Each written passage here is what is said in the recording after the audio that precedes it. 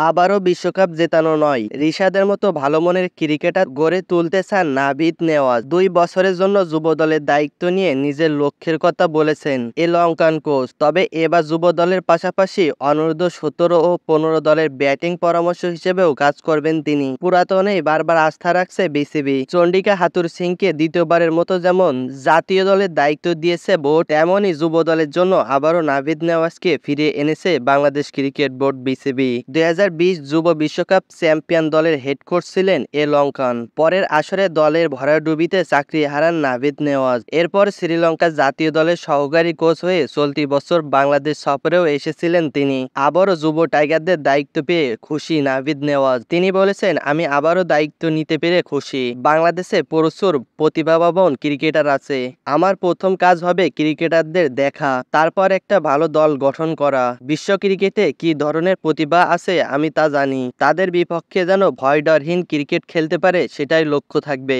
এবার নাভিদ নেওয়াজের কাজের পরিধি আরও বড়। অনূর্ধ্ব-১৯ দলের হেড কোচের পাশাপাশি অন্যান্য বয়সভিত্তিক দলগুলোর ব্যাটিং পরামর্শেও দায়িত্ব পালন করতে হবে। যুব বিশ্বকাপের শিরোপা পুনরুদ্ধারের চাইতে রিশাদের মতো ভালো মনের ক্রিকেটার গড়ে তুলতে চান নাভিদ নেওয়াজ। ঢাকা বিকেএসপিতে চলবে যুব দলের স্কিল ট্রেনিং। চলতি বছর শেষ দিকে আরব আমিরাতের সাথে হোম সিরিজ খেলবে অনূর্ধ্ব-১৯ দল।